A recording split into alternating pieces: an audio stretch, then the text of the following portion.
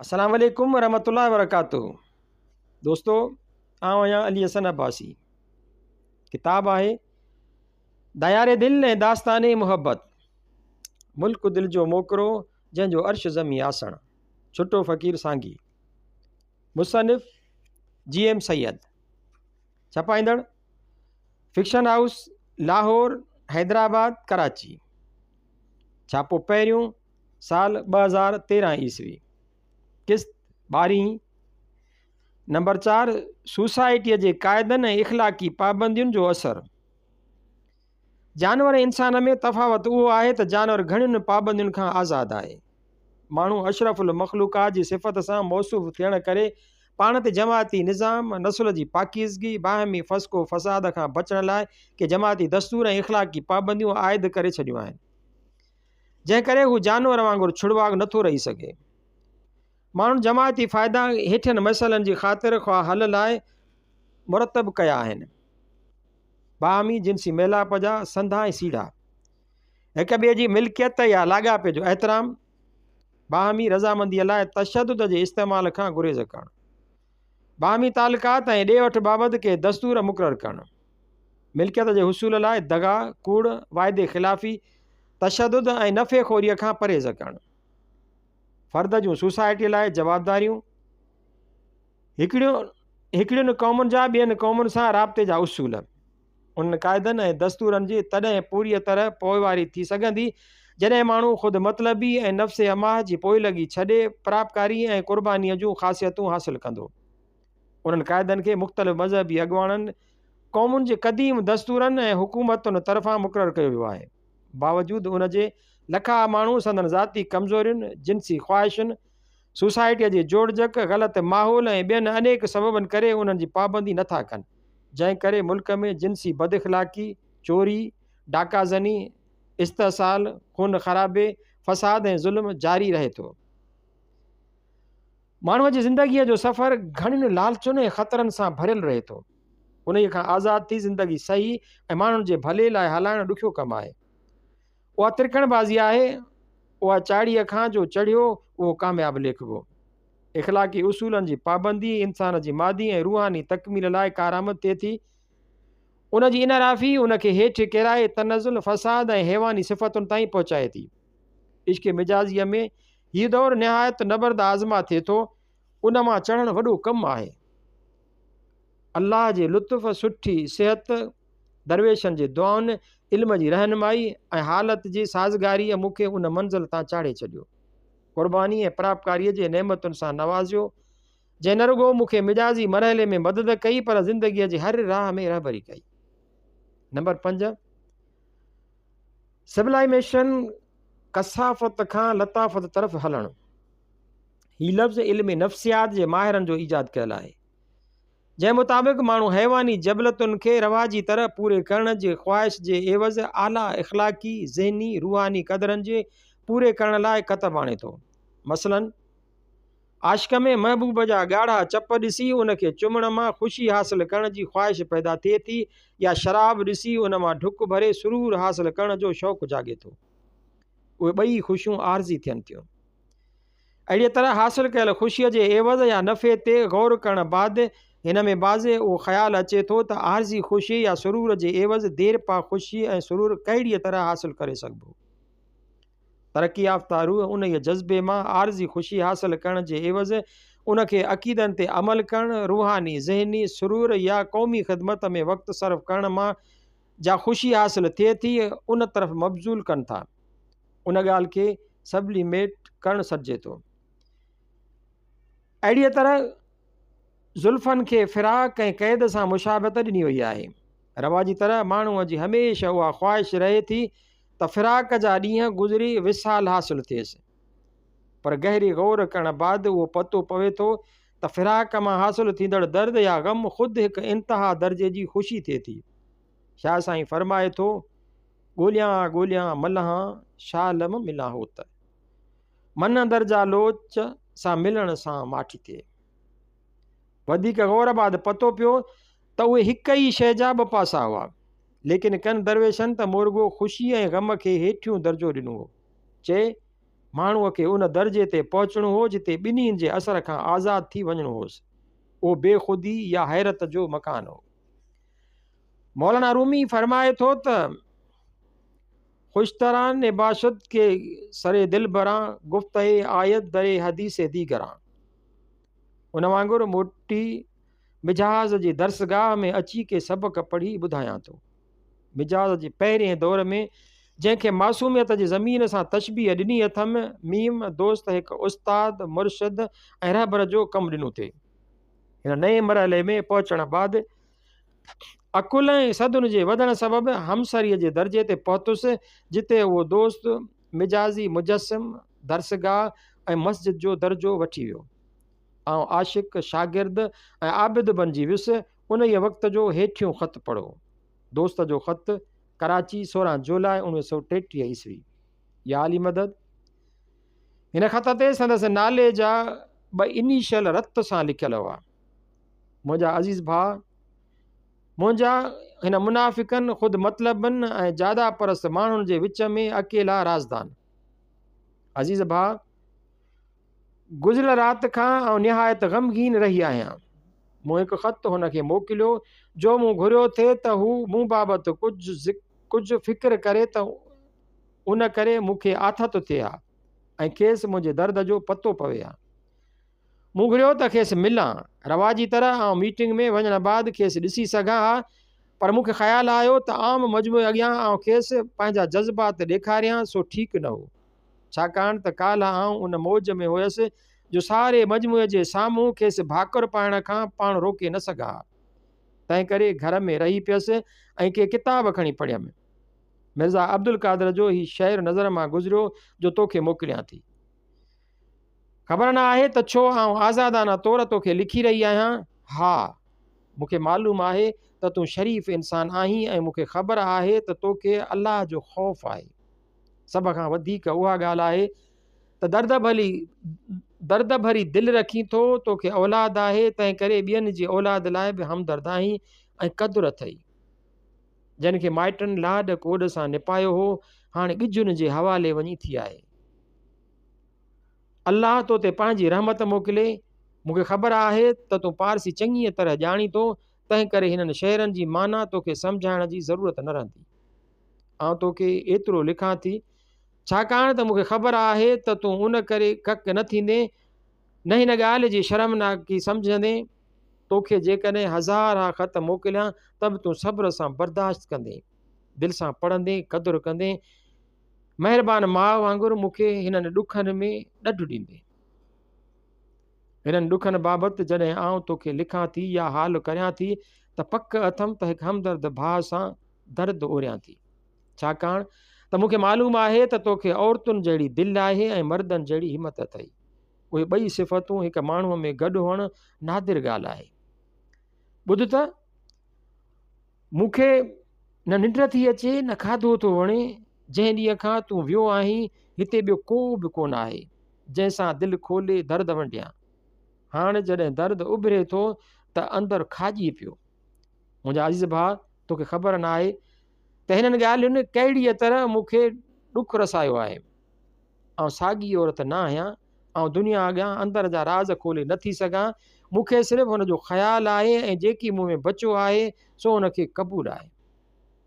हाणे ख़बर पवेमि थी त अलाह वाक़ई आहे ऐं अलाह जी सुञाणप हिन जे ज़रिए थी अथमि। तंहिं लाइ बावजूदि हिन जे बेइल्तिफ़ातीअ जे संदसि शुक्रगुज़ार आहियां। बेदल जा शेर ही आहिनि। जे चाके सीना आहे मैं नवेसम, कतानम माही मैं नवेसम, गुबारे इंतज़ार केस्त अशकम के हर सतरी बर आहे मैं नवेशम, बरंग सायाए इश्क दीगरम नीस्त, हमान रोज़े सियाही में नवेसम, न्याज आईनाए इसरारे नाज़सत, शिकस्ते कुछ कलाही में नवीसम, ज़दिले नक्श उमीदम जलवाए गर नीस्त, बर ऐन आईना है में नवीसम, दो आलमे नुस्खाए हैरत सवादस्त, बहरे सूरत निगाही में नोबिसम, जो सब हम सफ़ाए बे नक्श बेदल, शिकस्ते रंग गाही में नोबिसम। ही ॿियो शहर उन खां बि बहितर आहे जो माण्हूअ खे एतिरो मथे खणी वञे थो जिते हू सब्र सां हमकिनार थिए थो, छाकाणि त उन जे पढ़ण खां पोइ मूंखे पंहिंजी दाह ते काब्ज़ो अची वञे थो।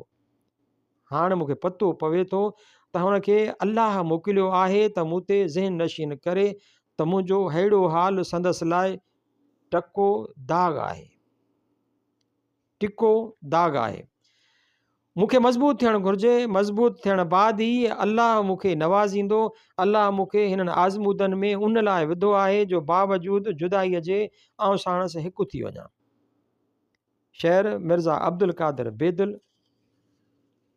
ज़पैरहन बरोने आई शिकोही नीस्त अरबानी, जुनूने कुन ता हबाबी रा लिबासे बहरे पोशानी, नमो हाये बहारे एतबार अफूजदगी दारत, नमी बारो बहारे फसल सुबहानी बासानी, बेकरम खामोश नतवान जे कल फतहा बरून जस्तन, नफ्सरा आबे कुन चंदना के गर्दे खवेशे बनशानी, मोहब्बत नीस्त आहंगी के आफते जो शुद्ध अज साजिश, गुस्तन बरे नमी आरद जना मुसलमानी, हया इजादम अजमे भी नकाबी हा नमी आयत, अगर मुजगान कशोदम चश्मे पोशीदम बहरानी, नदारत नक्शे अज हैरत दबस्तान खुद आराई, अज दर्द दिल चे में परस्मी हनूज आई ना में ख्वानी, मोहब्बत तहमत आलूद जफा शुद अज कश्त मन, हबाबम गर्द बर दरिया निशानद अज खाना वीरानी, दो चार हर के गश्तम चशमे पोशीदा जगाबार मन, दरी ने सहराई इबरते इम्तहानी बूदे अबरानी, हवसे अज नुस्खाए तस्लीम मंसूरत नमी बंदद, निगहे नातवा नोशतन बर बयाज़े कुर्बानी। पोयां शेर लाजवाब आहिनि। उहे मुंहिंजी अहिड़ी तर्जुमानी था कनि जो तजुब वठियो वञे। उन में शक न आहे त अल्लाह रहीम आहे। हू बेवसीलनि जो वसीलो, उञायलनि जो आब रसां आहे। हू गफ़ूर रहीम आहे। आउं शिकस्ता थियल आहियां, पर मुंहिंजी शिकस्तगीअ में अंबार ख़ुशीअ जो भरियो पियो आहे। आउं हज़ार बार शिकस्ता थियणु घुरां थी ऐं उन तजुर्बनि मां गुज़रणु चाहियां थी। अहिड़ीअ तरह अल्लाह खे माण्हूअ जी मारिफत ॾिसी सघे, अल्लाह खे माण्हूअ जी मारिफत ॾिसी सघी आहियां। अज़ीज़ भाउ, जल्द अचु, घणो ई उन मसइले ते तोसां ॻाल्हाइणो अथमि। असां हिक ॿिए सां दिलि जा राज़ खोले सघूं था, पर ताजुब उन ॻाल्हि जो आहे त जॾहिं पाण में मिलूं था त घणो कोन ॻाल्हायूं था। जीअं गुज़िश्ता दफ़े बेज़ुबानीअ जी ज़ुबान खां सवाइ न तो ॻाल्हायो न मूं ॻाल्हायो। असां सिर्फ़ु हिक ॿिए में निहारियो ऐं हिक ॿिए जे मुसीबतुनि ऐं परेशानियुनि खां वाक़ुफ़ु थियासीं। तो माठ सां मुंहिंजे दर्द ते दाह कई ऐं मूं जेके अंदर में दाहूं पे कयूं से सिर्फ़ु तो जहिड़ो हसास दिलि माण्हू ई सम्झी सघियो थे। अज़ीज़ भाउ, अल्लाह तो ते बरकत मोकिले। उहा वॾी नेमत आहे जेका मूंखे मोहबत हिन लाइ आहे। उन जो सम्झण बि जहिड़े तहिड़े जी वसत खां मथे आहे। मूंखे ख़बर आहे त उहा ॾात तोखे अलाह खां मिलियल आहे। जॾहिं आउं बाग़ में अकेली विहां थी, पखियुनि जी चूं चूं ॿुधां थी ऐं सुहिणा वण ऐं गुल ॾिसां थी, त मूंखे उहो अहसासु थिए थो त वणनि जी हर हिकु पन ऐं गुल मां मुंहिंजे महबूब जो ज़हूर थी रहियो आहे। हुनजो जमाल हर जाइ ते आहे। हू मूं में अंदरि आहे, ॿाहिरि आहे, चओ तरफ़ आहे। ऐं पंहिंजो मुंहुं संदसि हंज में रखी दाहूं करे साणसि रांदि करियां थी, खिलां थी, रोआं थी। मतिलबु त उहो वक़्तु मुंहिंजे लाइ नायाब थिए थो। पोइ माण्हू हेॾां होॾां अची मूंखे उन ख़ुशि ख़राब मां बेदार कनि था। बाद में उन्हनि माण्हुनि सां गुफ़्तगू करे वरी अची गोशाए ख़लवत में रहां थी, जिते साॻी हालत में पंहिंजी दुनिया में रहां थी ऐं संदसि पूॼा करियां थी। उहा हालत मूंखां को बि खसे नथो सघे। न उन हालत में असां ते को नज़र बद विझी सघे थो, न कोई गिला करे सघे थो। उन महिल सारो वक़्तु साणसि गॾु रहां थी, सारो वक़्तु संदसि ख़ूबसूरत अखियुनि में ॾिसी रही आहियां, संदसि चपनि खे चुमां थी, खेसि भाकुर पायां थी, उन वक़्तु हू मुंहिंजो रहे थो ऐं आउं हुन जी थियां थी। अहिड़ो इज़हार कंदे मुमकिन आहे दुनिया मूंखे बेहया तसवुरु करे भली पई करे, मूंखे हुन जी ज़रे बराबरि बि परवाह न आहे। उहो सभु अलाह जे साम्हूं करे रही आहियां। जेकॾहिं अलाह जो ख़ौफ़ नथो थिए त पोइ माण्हू छा कंदा? अलाह मूंखे उहो नेमत करे ॾिनो आहे, पोइ ॾोह गुनाह किथे ईंदा? पोइ हया कंहिंजो थींदो? असां अरब जे सहरा जी पैदाश आहियूं। असां गुज़िश्ता ज़िंदगी झंगली गुज़ारी हुई, उते प्यार कंदे साह ॾिनो होसीं। हाणे असां हिन मुहज़िब दुनिया में जीअं माण्हू उनखे सॾीनि था, पर पतो न आहे त वाक़ई उहा मुहज़िब आहे। हिते मज़हबी दस्तूरनि इख़लाक़ी क़ानूननि जे करे मच्छी पाणीअ खां ॿाहिरि वांगुरु तड़पी रहिया आहियूं। असांजो ख़ौफ़ उहो आहे जो पैगम्बर ख़ुदा में हो। असांजी हर ॻाल्हि में तौर तरीक़ो साॻियो आहे। दुनिया जी का बि शइ असांखे जुदा करे नथी सघे। दुनिया छा बि करे, आउं छा लिखी रही आहियां, शायदि 7 आसमान ते पहुची वई आहियां। उहो ई सबबु हो जो न मीटिंग में वञी खेसि मिलियसि, न ख़त मोकिलियोमांसि, पर बावजूदि उनजे बाग़ में साणसि गॾु हुयसि। ऐं उन ई वक़्तु जॾहिं हुन जो बदन मीटिंग जे कारोबार में मशगूल हो, बावजूदि उन मुलाक़ात जे आउं दिलि शिकस्त आहियां, दिलि ते बोझ अथमि।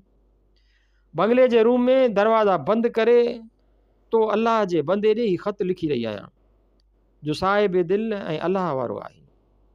तोखे दुनिया तंग कयो आहे, तो मुहबत जे आतिश जो तजुर्बो करे चुको आहीं, जंहिं करे तोखे हर ॻाल्हि सम्झण जो मादो आहे। अलाह जी ॾात वारी दिलि इलाही ॾात वारी दिलि अथई। अलाह तो ते रहमत करे, ख़ुशि रखे। अलाह हाफ़िज़ मुंहिंजा भाउ। आउं तुंहिंजी दाइमी थोराइती आहियां। मुंहिंजी समूरी मुहबत जा हुन खां बचियल हूंदी जा न आहे, तुंहिंजे सुपुर्द आहे। तंहिं करे शुक्रगुज़ारी करियां थी। ऐं सम्झां थी त तूं सम्झंदे त मुंहिंजी मुहबत ऐं इज़त सभु हुन जे हवाले आहे। ख़त जे किनारे ते रत सां लिखियल लफ़्ज़ मुंहिंजो हुन ॾांहुं हदिया हुआ, पर मूंखे मोकिलण जे एवज़ तो ॾे लिखी मोकिलिया, जो सम्झुमि त हिकु त तोखे हुन लाइ प्यार ऐं इज़त आहे, ऐं ॿियो त तो वटि उन जो ज़्यादा क़दुरु ऐं सम्झ आहे। हाणे टियों शेर लिखां थी। शुनीदम के शेख ज़मा बा यज़ीद शबेदाश्त अज़े इश्क गुफ्तो शुनीद, बबहरे हुजूर हक़ाइक़ शहूद, ख़यालश नकाबे तमन्ना कुशूद, के चा आमने बुअल फजूल, के या बदे दरीने रंगे कबूल, नदा आमदे अज हजरत दो जलाल, के फर्श ऐन जा दो आलम कमाल, जजिनसी इबादात व अलम बजिनसी इबादात व इल्म व अमल, मरासत ऐन किश्वरे बेखलल, मताई बज्ज नक्स दरकार नीस्त, कमाल तराकस खरीदार नीस्त, शिकस्ता तो एंजा दोस्ती नमासत, के बहरे करम सर बसर मोमियासत, जजिनसी शिकस्ता आंचा पैदाशूद, बर ऐन आस्ताने कीमतश राशूद, बरानी गुल गुंद गरिया अबर बहार, के रंगे शिकस्तन नकर्द अख्तियार। अल्लाह हाफ़िज़। मुंहिंजो खून ख़ुश्क थी रहियो आहे, ज़ाहिरी खिली रही आहियां, पर अखियुनि मां रत वही रहियो आहे। जेकॾहिं आउं वरियनि जा वरिय इबादत करियां हा, परहेज़गार ऐं मुतक़ी थिया हा, त बि मूं जेकी हिननि 10 महीननि जे ॾुख मां फिरायो आहे, सो हासिलु न थिए हा। प्यारा भाउ, जी ज़िंदगी अहिड़ी गुज़रणी आहे त उन खां भली मरी ज़मीन में आराम हासिलु करियां। बहितर ईअं आहे त हुन खां ही ॻाल्हि ॿुधां त हू मूंखे प्यार करे थो, पोइ मरां। अज़ीज़ भाउ, जेकॾहिं आउं सची आहियां, मुंहिंजी मुहबत सची आहे, त ईअं ज़रूरु थींदो। अलाह मुंहिंजो शाहिद आहे। आउं संदसि पेरनि ते मथो रखी मोकिलाए मरणु घुरां थी, वधीक लिखी नथी सघां। हेठां उन्हनि ख़तनि बाद जन मां हिकु मिसाल तौरु पेश कयो अथमि, पंहिंजे उन वक़्त जे हासिलु कयल तजुर्बे ऐं तसवुर जो ज़िक्र करियां थो, जन मूंखे उन वक़्तु मज़मूननि जी सूरत में लिखी छॾियो, जन खे मूं उन वक़्तु मज़मूननि जी सूरत में लिखी छॾियो। 7/5/1934 ईस्वी। मज़मून: उन मुंहिंजे बेलौस ग़ुलामी ओजागनि ओसीड़नि करे दोस्त वियो मूंखे क़रीब कंदो, आख़िर मूंखे ख़ासि हल्का बगोशीअ में दाख़िल कयाई, जंहिं ते मुंहिंजी ख़ुशीअ जी हद ई न रही। मूं बादशाहनि ते बि अखि न छंडी, पाण जहिड़ो वक़्त वारो कंहिंखे न थे सम्झ। हिन आसमान जे मालिक जी ग़ुलामी का मामूली ॻाल्हि कान हुई। उन ग़ुलामीअ जे लुत्फ़ जी मूंखे ख़बर हुई। आउं यकता थी वियो हुउसि। दुनिया मूं लाइ बेश्त बणिजी वई हुई। ॾाॾे आदम जो मिसाल मुंहिंजे साम्हूं हो। अना काने ज़लूमा झूला जे फरमूदे खां ॿाहिरि निकिरी न सघियुसि ऐं मन थियल दरख़्त ते राज़ जे सवाद वठण लाइ आमादा थियुसि। मूंखे लोलाक लमा ख़लक़तुल अफ़लाक जे राज़ जो पतो न हो। ऐं ग़ुलाम होसि। मुंहिंजो धंधो बिना मक़सद ऐं लालच जे ख़िदमत करणो हो, न आशिक़ माशूक़ीअ जे राज़नि खां वाक़ुफ़ु थियणो हो। आउं हिन लाइ होसि, न हू मूं लाइ हो। हुनजो राज़ सिर्फ़ु संदसि माशूक़ खे मालूम थियणो हो। उहो अल इंसान मुरकब मिन सहूद वल निसियान, इंसान ख़ता जो घर आहे। सो मूंखे बि सुध जागी त ग़ुलामी ऐं ख़िदमत जो सिलो मिलणु घुरिजे। उन लालच ऐं तमीज़ मूंखे मासूमियत जे आला मकान मां लाहे बेश्त तां ज़मीन ते आणे फिटो कयो। अॻे मासूमियत में मुंहिंजा ऐब ढकिया पिया हुआ, से ज़ाहिर थी पिया। उन हालत ते ज़ार ज़ार रुनम पंहिंजे कए ते पशेमान थियुसि, तौबा क़बूल पई, पर बेश्ती हालत वारी मासूमियत वरी न मोटी। आलमी अब्दियत मलाइकनि जो मुल्क हो, उन खां ॿाहिरि निकिरी ॿिए आलम अचणो पियो।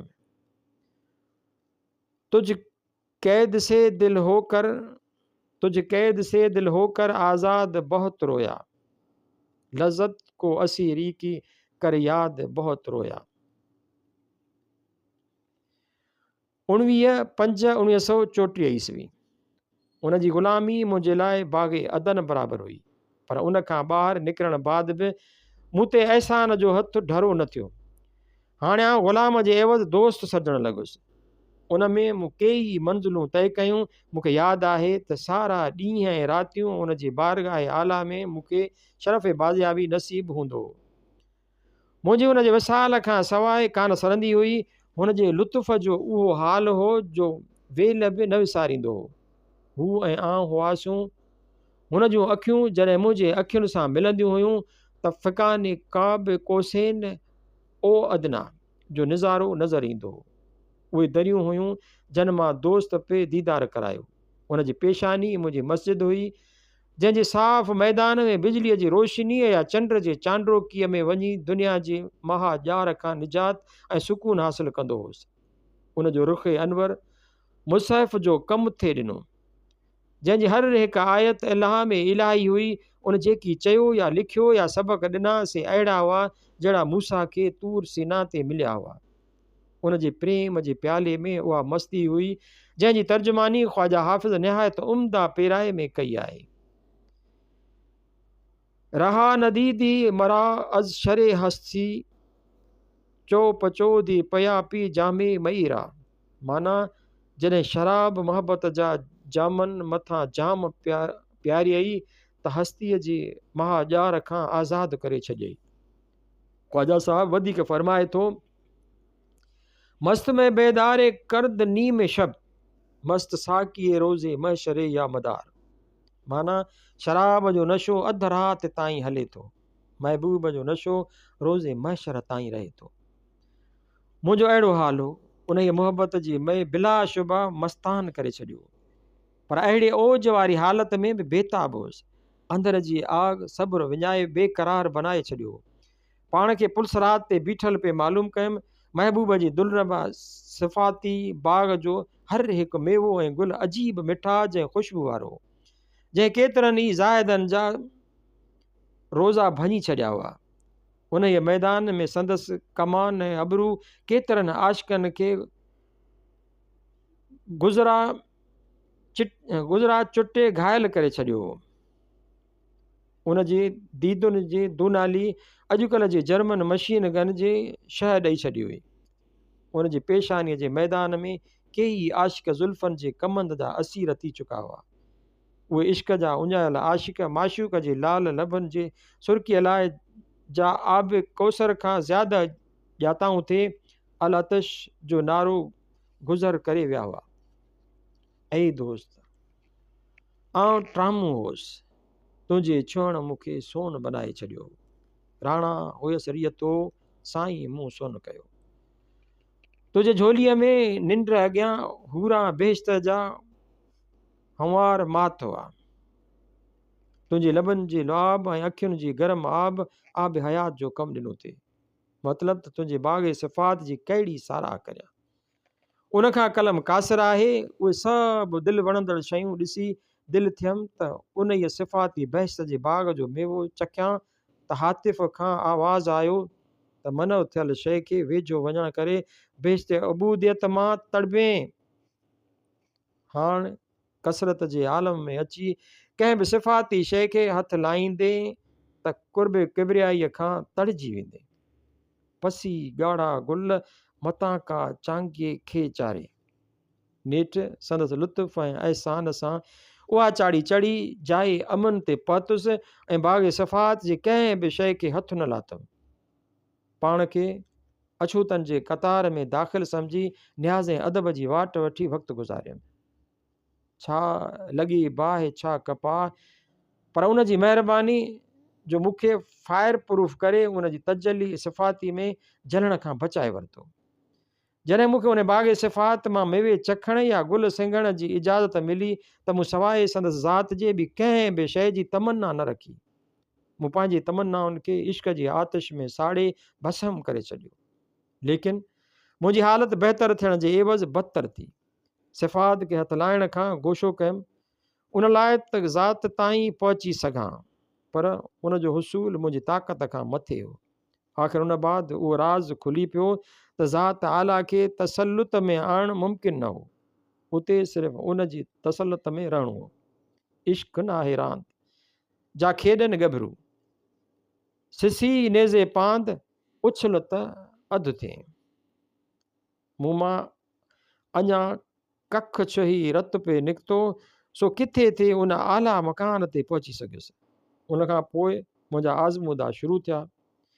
पहिरीं उन मोहबत जे मकतब मां सूरनि जा सबक़ सिखियमि, छाकाणि त उन खां सवाइ आशिकनि खे बारगाहे हक़ीक़ीअ में दाख़िल थियण जी इजाज़त मिलणी न हुई।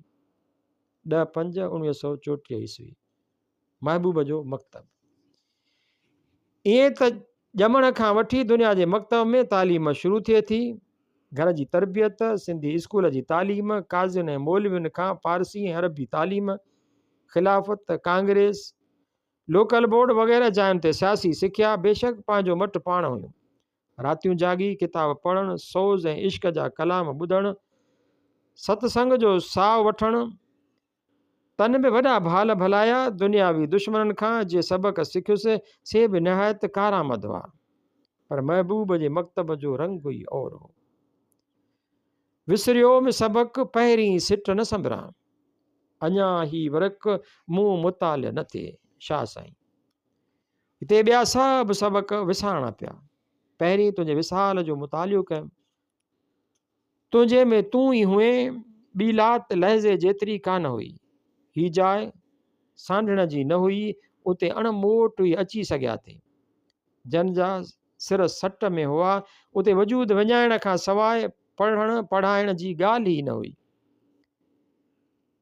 देकाए तो इश्क के धड़के शबे वसल में आह, देके तो इश्क की धड़की, देके तो इश्क की धड़के शबो विसल में आह, गरचे है पास तेरे तू भी है शशदर आशिक।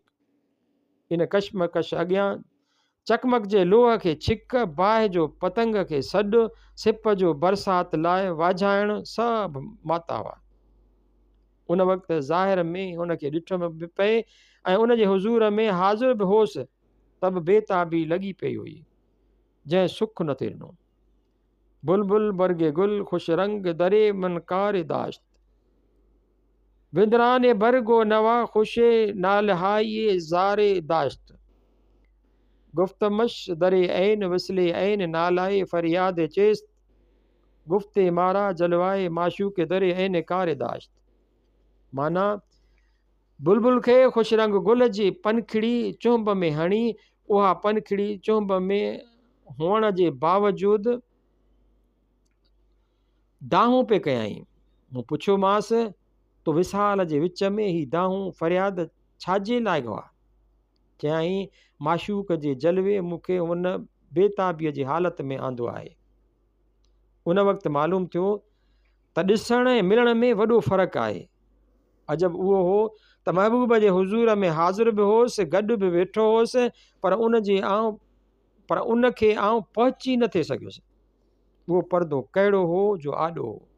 बकौल शाइर उहो पर्दो, तूं पाण पीर पर्दो आहीं पियल पेरें ते, तूं पाण पेर पर्दो आहीं पियल पेरनि ते, तूं नीस्त थी न नाज़िक सां थिए विसाल तुंहिंजो असगर। उहो पर्दो कीअं हटे? उन लाइ हिकु झिरक जी मिसाल मुंहिंजी रहबरी कई। हिकु ॾींहुं ॾिठुमि त हिकु झिरक आईने में पंहिंजी तस्वीर ॾिसी उन ते आशिक़ थी पाण पतोड़ियो। उहा हालत ॾिसी ॾींहंनि जा ॾींहं हली उन जिदोजहद में अहिड़ो मुस्तग़रक़ थी वियो थिए जो भर में कंहिंजो बि सुध समाउ कोन थिए पियुसि। महबूब ई महबूब साम्हूं होसि, महबूब खे ॾिसण जे बावजूदि उनखे पहुची न थिए सघियो। पाण जो पर्दो हुन जे अॻियां हायल थियो बीठो हो। जेसीं ताईं उनखे दूर न थिए कयाई, उन वक़्त ताईं हक़ीक़त जो मालूम थियणु मुश्किल हो। उन करे मूं बि जेसीं ताईं सौज़ जो सबक़ु पढ़ी पाण विञाइण न सिखियो हो, उन वक़्त ताईं उहो दोहीअ जी तस्वीर साम्हूं थी धोखो ॾेई रही हुई। पाण विञाइण बाद ज़ाहिर जूं अखियूं बंदि थी, जॾहिं अंदर जूं अखियूं खुलियूं त पतो पियो त असीं सिकूं जन खे सेतां असां पाण। भॼी वञ गुमान मूं सही सुञाता सुपरी। जेसि ताईं मूं पाण न विञायो हो, उन वक़्त ताईं दोस्त खे मिलणु महाल हो। हुन सिलसिले में दोस्त सौज़ जा सबक़ पढ़ाइण शुरू कया, तन पाण विञाइण जो रस्तो ॾेखारियमि। उनखां पोइ पतो पवणु लॻो त जंहिंखे तो अखियुनि आॾो सम्झो थे, उन ऐं तुंहिंजे विच में फिराक जो उझाग समुंड बीठो हो। सो समूरो पार लंघणो होमि, उहो पंधु पराहूं ऐं मंज़िल दूर हुई। शाह साईं उन लाइ चयो आहे त जे क़याम मिलनि तब वेझा भांइज सुपरी। ही मकान ऐं ज़मान खां ॿाहिरि जो इल्मु हो जंहिंखे अबदियत सॾे सघिजे थो। आलम मकान जी जांच थी कयमि त अकुल उॾामी थिए वियो। पहिरियों मकान दिलि हुई जंहिंमें महबूब वटि संदसि माशूक खां सवाइ ॿी का जाइ कान हुई। ॿियो मकान बदन हो, सो शरीयत जे हवाले में हो। टियों मकान संदसि घर हो जो सतायल आशिकनि जी आराम लाइ हो। वरी जे ज़माने जे आलम में खेसि हथु करण जी कोशिशि ते कयमि त उते बि केतिरियुनि मुश्किलातुनि जो मुंहुं ॾिसणो पियो थिए। जॾहिं ग़फ़लत जो नशो चढ़ियल हो ऐं इश्क जे अहवाल खां ग़ैर वाक़िफ़ होसि त ॾींहं 12 कलाक ते मुश्तमिल ॾिठुमि, लेकिन इश्क जी दुनिया सां रोशनास थियण बाद उन जा मयार ई बदिलजी विया। विसाल जे वक़्तु उहे 12 कलाक घटिजी वञी चंद मिंट थिया थिए ऐं फिराक जी हालत में उहो साॻियो ॾींहुं वधी हज़ारनि वरियनि जो थी वियो थिए। उहा फिराक जी समुंड जे सफ़र जी तयारी हुई। अल्लाह शल अहसान सां पार उकारे, जेकी मंझि जहान सुतारीअ तॻे तुंहिंजे, लुत्फ़ जे लतीफ़ चए तो वटि कमी कान, अदल छुटा आन को फेरो कज फज़ल जो।